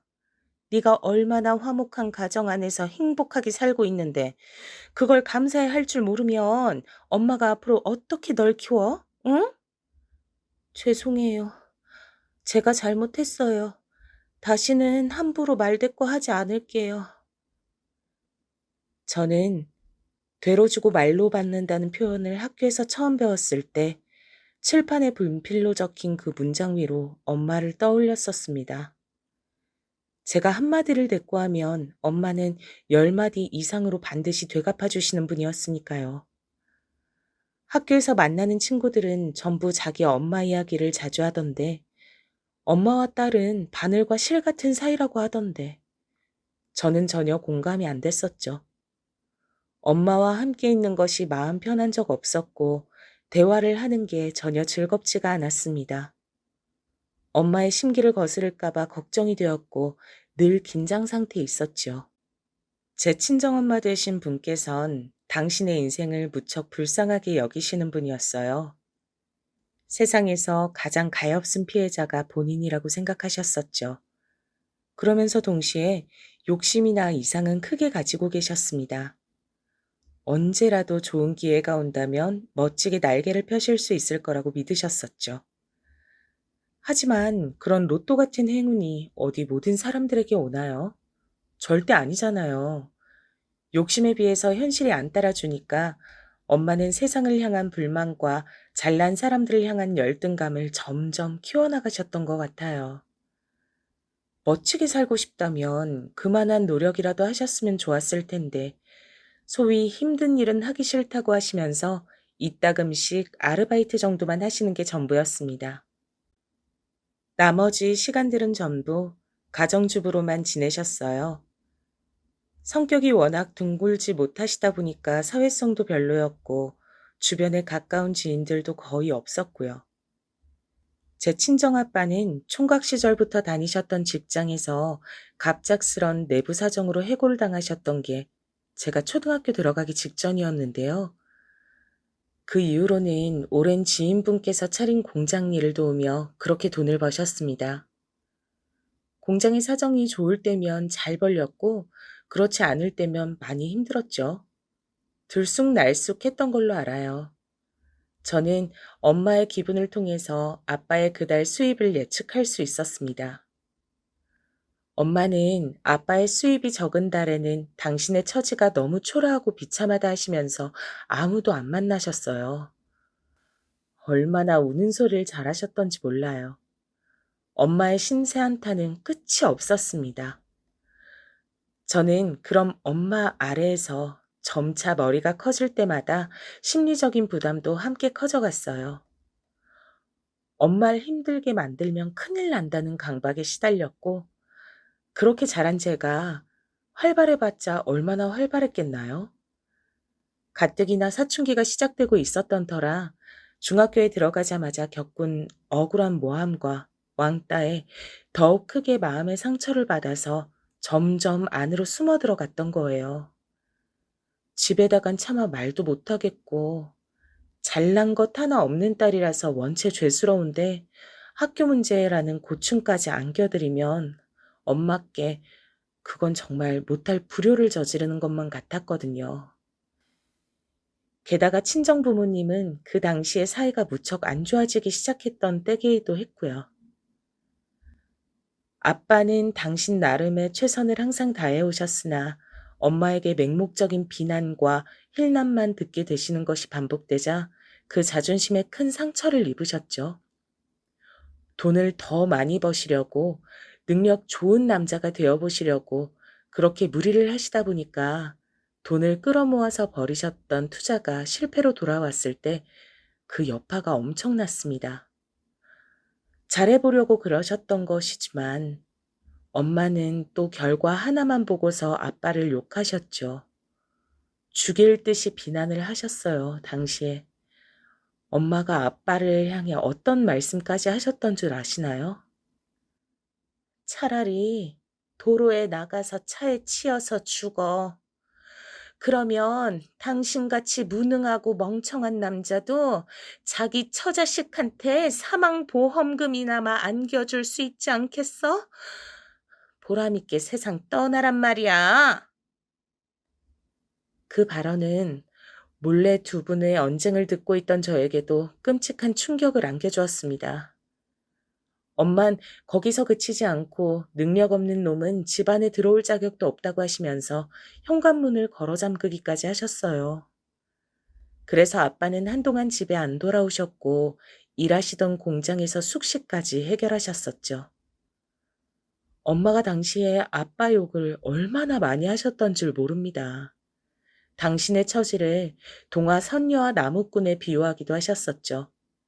본인은 선녀인데 무식한 나무꾼한테 잘못 걸려서 자식 새끼를 낳아버리는 바람에 선계로 못 올라간 채 계속 이러고 사시는 거라고 하셨습니다. 엄마의 발목을 잡았다는 그 자식 새끼가 다름 아닌 저였으니 그런 얘기를 들을 때면 숨이 턱턱 막혀왔어요. 이런 분께 제가 어떻게 학교 생활을 전할 수 있었겠나요? 신세 한탄밖에 하실 수 없는 엄마가 미웠고 이도저도 아닌 아빠 또한 괜스레 원망스러웠습니다. 그러다가 제가 중학교 졸업을 앞두고 그런 큰일을 겪었던 건데요. 제가 결국 받게 되었던 1,000만 원, 그 돈 제가 행방을 몰랐습니다. 이게 무슨 얘기냐고요? 그 돈을 제 친정 엄마 되신 분께서 그냥 꿀꺽 해버리셨거든요. 고등학교 다닐 때 학교에서 행사가 있어서 참가비가 필요했고 계절이 바뀔 때 새로운 외투 한두 벌은 장만을 해야 했고 문제집을 과목별로 사야 했는데 그때마다 엄마는 돈 없다며 한숨을 내쉬셨어요. 전 당연히 의아했죠. 1,000만 원은 어쩌고 제 앞에서 돈이 없다고 하시는지 의문이었으니까요. 제가 집단적으로 안 좋은 일을 중학교 때 겪은 걸 아시고 아빤 무심했던 지난날을 반성한다고 하시며 집에 완전히 돌아오셨었는데요. 하지만 집엔 엄마가 떡하니 버티고 계셨으므로 저에 대해 많이 관여를 하진 못하셨어요. 아무래도 딸과 계속 함께 지내온 엄마를 제쳐두고 아빠가 그 사이에 끼어드는 그림이 스스로 민망하다고 생각하셨던 듯합니다. 그래서 아빠도 1,000만 원의 행방은 모르셨고요. 엄마께서 어련히 잘 간수를 하고 있겠거니 그렇게 여기셨던 거죠. 하지만 1,000만 원의 행방은 제 대학 진학 이야기가 나오면서 드러났습니다. 대학을 가려면 성적도 따라야 하지만 일단 돈이 있어야 하잖아요. 저는 중학교 시절에 비하면 그야말로 천국 같은 고등학교 생활에 감사하며 소중한 시간들을 헛되이 보내고 싶지 않다는 생각으로 공부를 정말 열심히 했거든요. 기초가 부족해서 혼자 열심히 하는 것엔 한계가 있었으나 그래도 어떻게든 붙잡고 매달렸어요. 좋은 대학에 가면 분명히 부모님도 기뻐하실 테니까요. 못난 자식이 그렇게라도 효도하고 싶었죠.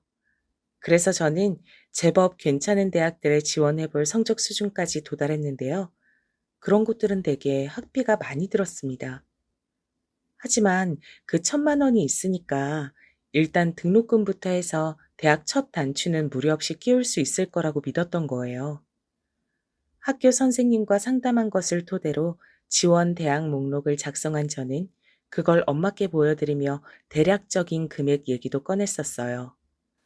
그러자 엄마께서는 그 종이를 팍 치워버리시더니 이렇게 말씀하셨죠. 내가 아주 유용하게 잘 썼으니까 아깝단 생각은 할 필요 없어. 아무튼 넌 그 돈 믿고서 대학 갈 생각을 했다면 계획을 다시 짜놓는 게 좋을 거야. 알았어? 어렸을 때부터 친정엄마의 그 어떤 고압적인 태도 앞에서도, 말도 안 되는 억지스러운 잔소리 앞에서도, 그리고 중학교 때 극심한 따돌림을 당하면서도 저는 제 몸이 덜덜 떨린 만큼 미칠 듯한 분노를 느껴본 적이 없었습니다. 그래서 그 순간에 제 스스로가 낯설더라고요. 심장이 엄청 빨리 뛰는데 반면에 머리는 차가워지고 손이 막 떨리는 이상한 감각이었어요. 그리고 저는 저도 모르게 외쳐버렸죠. 엄마, 어떻게 그러실 수가 있어요? 그 돈이 어떤 돈인데요? 시궁창으로 처박힌 제 3년의 대가가 바로 그 돈이에요. 그 돈. 그냥 1,000만 원 아니에요. 제가 죽을 만큼 힘들었던 거 견뎌내고 간신히 죽지 않고 버텨냈던 값이란 말이에요. 그런데 그 돈을 써버리셨다고요? 저한테 상의도 없이요? 왜요? 대체 엄마가 뭔데 마음대로 해요? 너 내 딸 맞니? 네가 지금 잠깐 정신이 어떻게 돼서 이러나 보다. 머리 식히고 감정 가라앉히고 나면 다시 정상으로 돌아올 거야. 가서 눈 좀 붙여. 싫어요. 제가 왜 그래야 되는데요? 너 진짜 미쳤어? 안 그러던 애가 갑자기 왜 이래? 너 네 엄마가 불쌍하지도 않아? 그깟 1,000만 원 쓴 거 가지고 하나뿐인 딸한테 이런 취급이나 당해야 되는 내가 불쌍하지도 않다면 너는 냉혈한이야. 내가 얼마나 힘들게 살아왔는지 네가 잘 모르니까 지금 이럴 수 있는 거야. 이 철없는 거사. 힘들게 사셨다고요? 네. 그래서요? 그런데 뭐 어쩌라고요? 지겨워 죽겠어요. 엄마 때문에 제 인생도 내내 힘들었는데 이 정도면 엄마나 저나 비슷한 거 아닌가요? 엄마 혼자 불쌍한 사람인 척하는 거 제가 보기엔 정말 어이없어요. 내놔요, 1,000만 원. 엄마가 진짜 제 친엄마가 맞다면 지금 1,000만 원 내놓으셔야죠. 그 돈이 없다는 건 말이 안 되니까요. 너 누구야? 내 딸이 절대 이럴 리가 없는데 너 혹시 악마야? 귀신이야? 아니면 사탄이야? 내 딸 얼굴 가죽을 뒤집어 쓰고 웬 미친 괴물이 내 딸 행세를 하고 있구나. 너 이리 와. 내가 퇴치해 줄 테니까. 거친 숨을 몰아쉬던 엄마가 대뜸 제 머리채를 잡아 뜯으셨어요. 그리고 제 뺨을 때리셨고 쓰러진 저를 발로 걷어 차셨죠. 그때 저는 놀랍게도 웃고 있었던 것 같아요. 그냥 입가에 웃음이 걸리더라고요. 왜 바보처럼 엄마의 말 한마디면 무서워서 벌벌 떨고 납작 엎드리고 매사에 눈치를 보고 그렇게 살았던 것인지.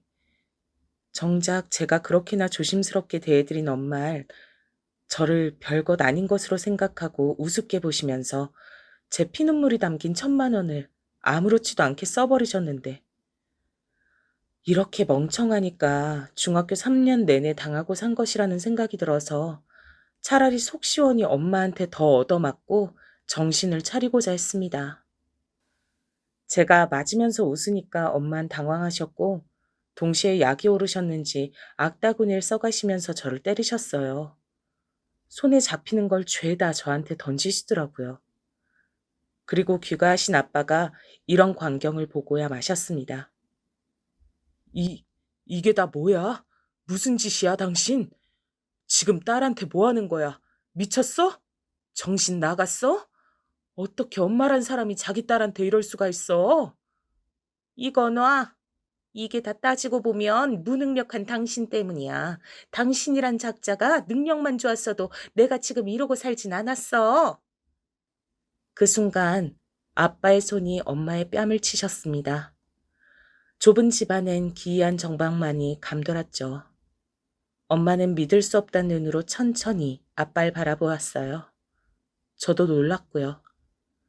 아빠는 그동안 저에게 밟아도 꿈틀하지 않는 지렁이 같은 분이었는데 그런 아빠가 엄마를 때릴 줄은 몰랐습니다. 하지만 홧김에 그런 게 아니란 것을 주장하시듯 아빠의 표정은 결연하기만 했어요. 무서울 정도로 침착해 보였죠. 엄마는 이게 아닌데 하는 얼굴로 당혹스러워 하셨고 저는 그때 깨달았습니다. 그 순간 그 자리에서 과거의 모습을 탈피하고 변한 것은 저뿐만 아니라 아빠도 마찬가지라는 것을 말이죠. 1,000만 원을 써버렸다고? 당신이 그러고도 사람이야? 더 이상 내 탓하지 마. 무능력하기로는 둘째가람 서러운 게 당신 본인이면서 누가 누구더러 자꾸 그딴 소리를 하는 거야. 당신은 아무래도 남편 잡아먹고 딸 잡아먹는 무서운 팔자를 타고났나 보다.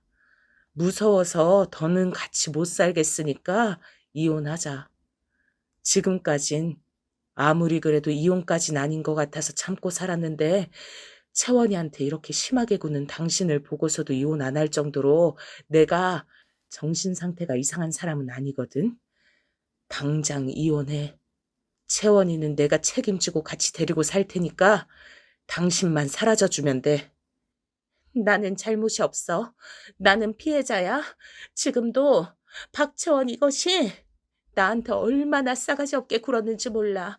그러니까 내가 오죽하면 애를 이렇게 잡았을까. 사정도 모르면서 당신 나한테 이러는 거 아니야? 무슨 사정인지 안 궁금해. 당신이 1,000만 원을 다 써버렸다는 거. 그리고 채원이를 이토록 때렸다는 거. 이 두 가지가 확실한데 무슨 설명이 더 필요할까? 잠만 말고 이혼해. 이혼 안 하겠다고 하면 내가 소송 걸 테니까 그렇게 알아. 태어나서 아빠의 그런 감정 없이 차분한 모습은 처음이었습니다. 엄마의 눈치를 살피지도 않으셨고 그저 꿋꿋하셨죠. 엄마는 억울하고 미치겠어서 이혼은 절대 안 된다며 이를 박박 가셨고 결국 이혼 싸움으로 번졌습니다. 아빠는 자기만 믿으라고 하시며 제 앞에서 눈물을 보이시더니 무릎을 꿇으셨어요. 아빠, 왜 이러세요? 저한테 무릎은 왜 꿇어요? 이러지 마세요. 내가 너한테 정말 면목이 없다. 못난 아빠라서 미안하다. 딸이니까 아빠보다야 엄마의 손길과 품을 더 친근하게 여기겠지 싶어서 너를 네 엄마와 지내도록 내버려 두었어. 네 엄마가 얼마나 예민하고 제멋대로인 사람인 줄 내가 알면서도 너를 네 엄마에게 맡겨두었으니 내 죄가 크다. 전부 내 잘못이야. 네가 중학교 때 그런 심한 일을 당했다는 거 뒤늦게 알고 나서 집안에 신경을 많이 써보려고 했지만 생각만 그랬을 뿐 정작 용기가 나지 않아서 그러지 못했다. 못난 나를 용서해라 채원아. 정말로 미안하구나. 아빠의 진심 가득한 사과 앞에서 저는 숨이 넘어가도록 오열했습니다. 그간 엄마 때문에 고통을 당해온 사람은 저뿐만 아니라 아빠도 마찬가지였죠. 아빠도 힘드셨을 거라서 절 잘 챙기지 못하실 걸 충분히 이해한다고 머리로는 생각하고 있었는데 마음으론 아니었나 봐요. 아빠가 사과를 해주신 순간 그간의 모든 서름이 제 가슴 속에서 터져나왔습니다. 마음속 깊숙이 감추어두었던 서러움들이 그냥 밖으로 터져나와서 죄다 녹아버렸어요. 아빠와 서로를 붙잡고 한참 울었습니다. 전 새롭게 인생을 살기 위해 남은 수험 기간을 공부에만 매진하며 보냈고 기존에 예상했던 것보다 좋은 대학에 들어갈 수 있었어요. 아빠는 수중의 돈을 끌어모아서 절 대학에 보내주셨습니다. 걱정 말고 대학 생활을 즐기라고 해주셨죠. 저는 꿈같은 기숙사 생활을 하면서 대학교를 다녔어요. 그러는 동안에 부모님은 드디어 이혼 싸움의 마침표를 찍으셨습니다. 이혼으로 최종 결정이 나고 나서 엄만 저에게 연락을 해오셨어요. 저한테 연락을 하고 싶다며 아빠에게 간청을 하셨고 아빠가 제 의견을 물어보시길래 저는 제 연락처를 엄마에게 알려드려도 괜찮다고 답을 드렸던 거예요. 솔직히 내심 엄마가 저한테 마지막으로 애틋한 인사를 남겨주실 줄 알았습니다. 혹은 진심 가득한 사과라든지요. 하지만 전혀 아니었어요. 그래, 인생은 어차피 혼자 살다가 혼자 죽는 거야. 내가 혼자 됐다고 해서 주눅 들 줄 알아? 천만의 말씀. 전혀 아니야. 사람들이 나한테 남편 없다고, 자식 없다고, 그렇게 무시하며 손가락질을 해댄다고 해서 내가 하찮은 사람이 되는 건 아니거든. 보란 듯이 난 날아오를 거고, 만약 실패해서 추락하거든, 내가 반드시 유서에다가 원흉으로 너하고 네 아빠 이름 적고 떠날게. 대체 어떻게 하면 이혼하고 나서 자기 딸한테 남기는 마지막 인사가 그런 내용일 수 있었는지 저는 기가 막혔습니다. 괜히 엄마의 전화를 받았다 싶더라고요. 저는 대학에 입학한 후로 우울한 과거 따윈 가지고 있지 않은 사람처럼 완전히 새롭게 행동을 해온 바였어요. 기존에 저를 아는 사람이 아무도 없다고 생각하니까 이루 말할 수 없을 정도로 자유로워진 기분이었거든요. 시간이 갈수록 새로워진 제 자신에게도 이제 익숙해져 갔고요. 하지만 강인해졌단 건 순전히 저의 착각이었는지 엄마와의 통화 이후로 충격에 빠진 전 3일이나 시름시름 앓았습니다.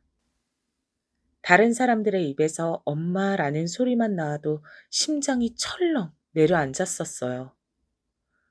이토록 나약한 제 자신이 너무나 싫었습니다. 남들은 아무렇지 않게 다들 잘 사는 것 같은데 왜 저만 이러고 사는지 스스로 부끄러웠죠. 애써 괜찮은 척을 하면서 더 활발하게 살려고 했어요. 그렇게 애를 쓰다 보니까 여러 활동에도 발을 걸치게 됐었는데 그중 하나가 바로 독서 토론 모임이었습니다. 책을 읽고 나서 의견을 교환하는 모임은 제가 제 생각을 조리 있게 전달하는 연습의 장이 되어주기도 했었죠. 그리고 거기서 만난 남자가 있었어요. 전공이 전 완전히 달랐고 나이는 저보다 3살이 많았습니다. 잘 웃는 얼굴이어서 자꾸 시선이 갔었죠. 책에서 본 내용인데 사람은 자기한테 없는 것을 가진 사람에게 관심을 갖게 된다고 하더라고요. 제가 그런 것 같았습니다. 얼굴에 그늘이 없는 그 남자가 신기했어요. 저도 모르게 자꾸 쳐다봤으니 그 남자도 제가 자기에게 호감이 있다는 걸 알았을 겁니다. 하지만 뒤늦게 알게 된 사실은 그 남자가 자기하고 같은 과의 어떤 여자와 커플이라는 것이었죠.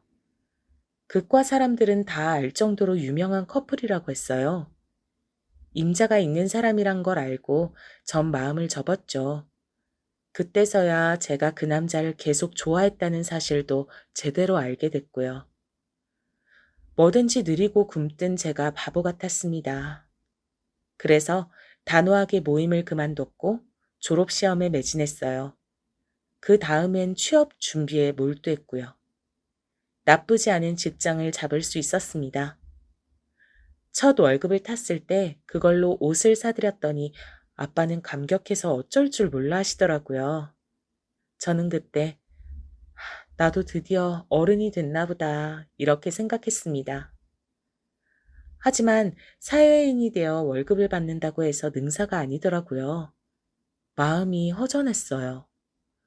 컨디션이 안 좋을 때면 중학교 때로 돌아가 친구들에게 따돌림을 당한 뒤 엄마에게 혼나는 꿈을 꾸곤 했습니다. 그 누구에게도 저의 이런 모습을 털어놓진 못했죠. 기껏 어렵게 사귄 친구들이 제 마음속의 어둠을 보고 나면 저한테 실망할까봐 티도 못 냈습니다. 그렇기 때문에 마치 운명처럼 느껴졌던 인연에게 제 속내를 털어놓게 되자 속절없이 이끌려서 결혼까지 해버렸던 것이겠죠. 그 인연의 이름은 바로 재회였습니다. 대학 시절 졸업전에 들었던 독서 토론 모임의 그 남자였어요. 그때로부터 5년이 흘러 다시 우연히 카페 계산대 앞에서 마주쳤던 순간 서로의 얼굴을 알아보았고 연락처를 주고받았죠. 그 남자에겐 이제 여자친구가 없었습니다. 그리고 그 당시 제가 자기를 좋아했다는 걸 알고 있었다고 했어요. 그게 두고두고 생각나서 아쉬웠다고 그랬죠. 그 말을 듣고 제가 심장이 터지는 줄 알았습니다. 저와 만나보고 싶다며 먼저 고백을 해온 그 남잔 여전히 잘 웃는 얼굴이었고 제 이야기도 잘 들어줬어요. 저는 용기를 내어서 제 가정사를 털어놓았는데 그때 저를 꽉 껴안아 주었습니다. 그런 일들이 있었구나. 정말 많이 힘들었겠다. 그 심정이 얼마나 서러웠을지 가늠도 안 돼. 네 자신을 나약하고 못났다고 깎아내리지 마.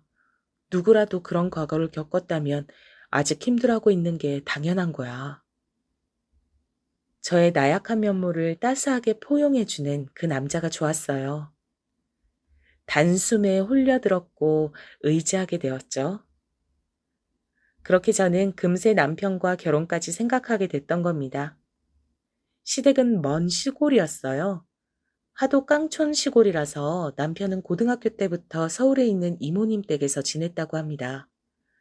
대학도 서울로 진학을 하게 되면서 계속 서울에서 쭉 살았고요. 남편은 집에서 늦둥이였고 위로 둘 있는 형들은 아주 오래전에 일찍 장가들을 갔습니다.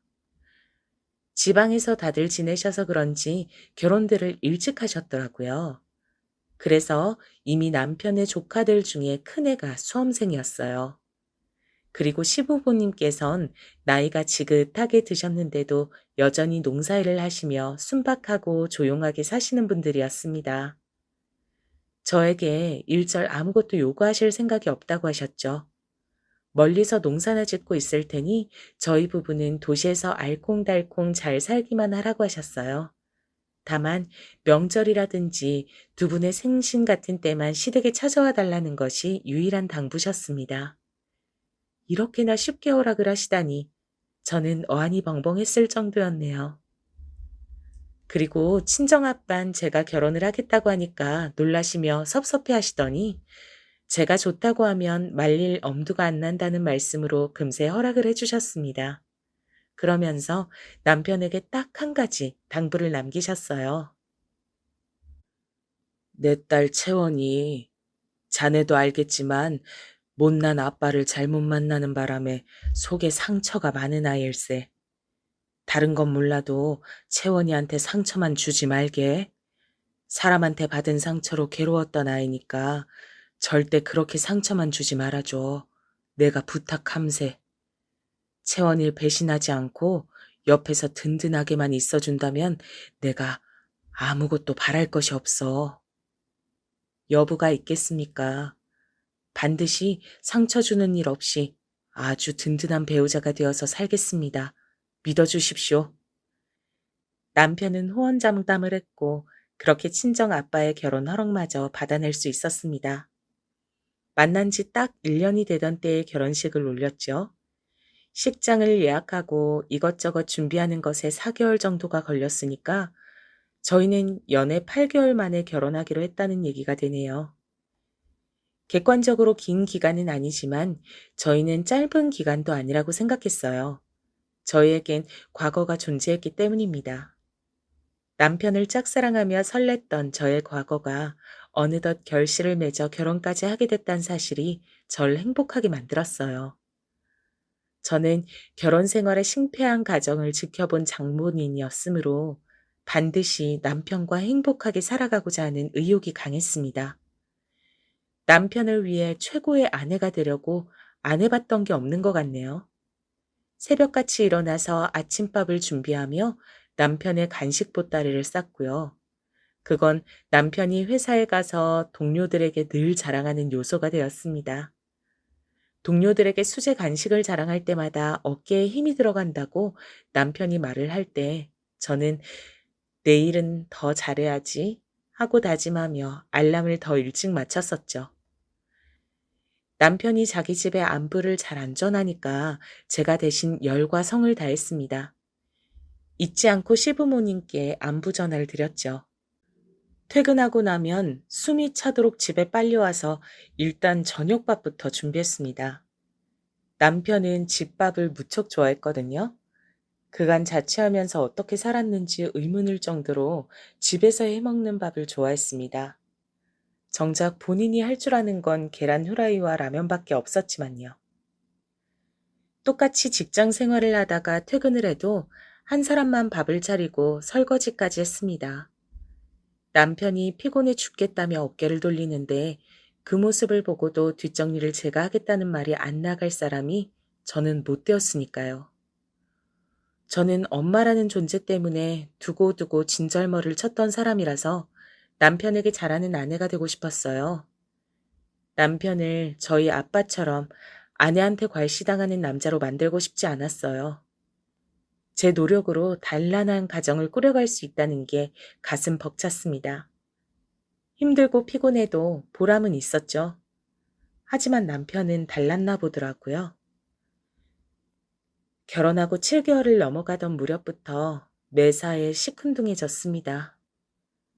음식을 정성껏 차려도 언제부턴가 감탄사를 뱉지 않았고, 맛있냐고 물어봐도 라고 대답하는 게 다였고, 오늘 회사에서 어땠냐고 물어도 똑같이 하고는 말았습니다. 남편이 저에게 식었다는 게 느껴졌지만 인정하고 싶지 않았어요. 제가 그토록 노력했는데도 결혼 생활이 내리막길을 걷는다는 게 너무 비참해서 믿어지지가 않았죠. 저는 메말라갔습니다. 남편의 마음을 잡으려고 별짓을 다 해봤지만 모든 반응이 미적지근했어요. 결혼 1주년을 앞두고 남편이 그러더군요. 사랑 없는 결혼, 이거 못할 짓이다. 나는 너를 사랑한 게 아니라 동정한 거였나 봐. 두 개는 다른 거잖아. 사랑 없이 계속 너하고 사는 거 나를 불행으로 내모는 길인 것 같아. 정말 미안하다. 우리 여기까지만 하자. 결혼이 장난이야? 어떻게 그렇게 말을 쉽게 뱉어? 나는 인생을 걸었는데 오빤 결혼을 우습게 생각했구나. 나를 어떻게 매도하든 상관없어. 근데 불행한 결혼 생활은 비극일 뿐이란 거 너도 알잖아. 네가 가장 잘 알잖아. 그걸 그토록 잘 아는 사람이 설마 내가 계속 불행한 걸 옆에서 지켜볼 생각은 아니지? 너 그렇게 잔인한 여자 아니잖아. 그러니까 이혼해주라. 허무했습니다. 결혼하기까지 설렜던 그 모든 과정이 제 안에서 물거품이 돼버렸죠. 남편은 비겁했어요. 차마 제가 무시할 수 없는 카드를 내밀었으니까요. 불행한 결혼 생활. 그것 때문에 피해를 본 자식이 바로 저였으니 도저히 남편의 그 말을 듣고 이혼을 안 해줄 수가 없었습니다. 이혼을 하게 됐다고 하자 친정아빤 저에게 아무것도 묻지 않아 주셨어요. 제가 그저 초연하게 더는 사랑하지 않아서 결정한 일이라고 말씀을 드렸더니 모든 것을 이해하신다는 얼굴로 저를 토닥여 주셨습니다. 감사했죠. 저는 아픈 마음을 문지르며 이혼 서류에 사인을 했고 신혼집에서 제 짐을 챙겼습니다. 제가 마지막으로 그 집에서 남은 짐을 챙겨 나가던 날 남편은 자리를 비켜준 상태였고 저만 혼자 조용히 빠뜨린 것이 없나 둘러봤죠. 그러다가 발견했던 거예요. 남편이 쓰던 노트북에 혹시 제가 뭘 남겨놓았던 게 있었나 싶어서 한번 확인해 봤다가 충격적이게도 바람의 증거를 보고 말았습니다. 메신저가 켜져 있었거든요. 상간녀와 주고받은 역겨운 대화를 보는 동안 머릿속이 하얘졌습니다. 저와 결혼하고 나서 단 3개월 만에 그 상간녀와 미래를 갖기 시작했더라고요. 그리고 두 사람은 결혼을 생각하고 있었어요. 그래서 저와 길을 쓰고 이혼했던 겁니다. 비겁하게 바람난 사실을 숨기고 저와 이혼한 남편이 괘씸했죠. 그런데 충격은 그게 끝이 아니었어요. 상간녀는 바로 남편이 대학 다닐 때 만났던 여자친구였습니다. 그 후로 헤어졌다가 남편이 결혼했다는 소식을 듣자 그 상간녀는 애가 타서 남편에게 다시 연락을 했고 남편은 그 장단에 어울려주다가 상간녀에게 다시 진심이 돼서 저와 이혼까지 했던 겁니다. 거기에 숨겨진 추가적인 비밀을 알고 저는 기절할 뻔했어요. 왜냐면 서로 주고받은 사진이 있었는데 거기서 나온 상간녀의 얼굴이 익숙했기 때문입니다. 설마 장미? 중학교 때 나를 개패듯이 했던 바로 그 장미? 경악스러운 반전이었습니다. 저를 때렸던 가해자가 남편의 전 여자친구이자 상간녀였어요. 충격에 숨도 잘 쉬어지지 않아서 저는 간신히 그 대화방의 내용을 전부 파일로 옮겨 담은 뒤 집을 빠져나왔습니다. 그리고 한참을 진정한 끝에야 그 내용들을 다 읽어보면서 퍼즐을 끼워 나갔죠. 장미인은 개명을 해서 장유빈으로 살고 있었습니다. 그리고 남편이 독서 토론 모임에 나가던 시절 남편은 장미희에게 모임에서 자기를 좋아하는 여자가 있는 것 같다고 얘기를 했었고요. 그 여자는 저였죠. 그러자 그게 누군지 궁금해한 장미희는 어느 날 저라는 사실을 알았습니다. 엄청 신기해하면서 아주 대수롭지 않게 남편한테 저와 중학교 동창이고 제가 전교 왕따를 당하던 애였다고 말을 한 거예요. 둘은 헤어졌었고 저와 남편은 시간이 흘러 우연히 마주쳤었는데 그때 남편은 장미희에게 들었던 얘기가 생각나서 저에게 호기심을 가졌었습니다. 그러다가 저와 결혼까지 갔고요. 남편이 저랑 결혼한 걸 알게 된 장미희는 남편에게 접근했죠. 저 같은 애랑 왜 사냐고 하면서 걔 엄마가 완전히 정신병자라서 걔가 기구하게 살았는데 그 정신병력을 물려받을 수도 있다. 아기라도 생기면 어떡할 거냐. 불행하게 자란 애가 어떻게 자식을 잘 키우겠냐. 이런 말들을 꾸준히 했더군요. 장미희는 저에 비하자면 아주 유복한 집안의 딸이었고 태도가 당당했죠. 저와는 정반대였어요. 그런 장미희에게 끌린 남편은 저와 끝내 이혼을 했던 겁니다. 모든 전말을 알게 된 저는 헛웃음만 흘렀어요. 왜 저는 이렇게 항상 휘둘러지며 어리석게 살아야 할까 싶었습니다. 그 두 사람은 후딱 결혼식 날짜부터 잡았고 저는 한동안 폐인처럼 지냈죠. 날이 갈수록 수척해지는 제 모습에 아빠가 걱정하셨어요. 이혼 후유증인 줄로만 알고 있었는데 혹시 건강 문제가 있는 거냐면서 어느 날은 집요하게 이유를 물어오셨습니다. 저를 걱정하는 아빠의 얼굴을 보자 울컥하더라고요. 그래서 저도 모르게 모든 것을 털어놓았어요. 한참 이어진 이야기를 끝냈을 때 아빠의 얼굴은 달라져 있었습니다. 마치 엄마에게 이혼을 선언하던 날의 그 얼굴 같았어요.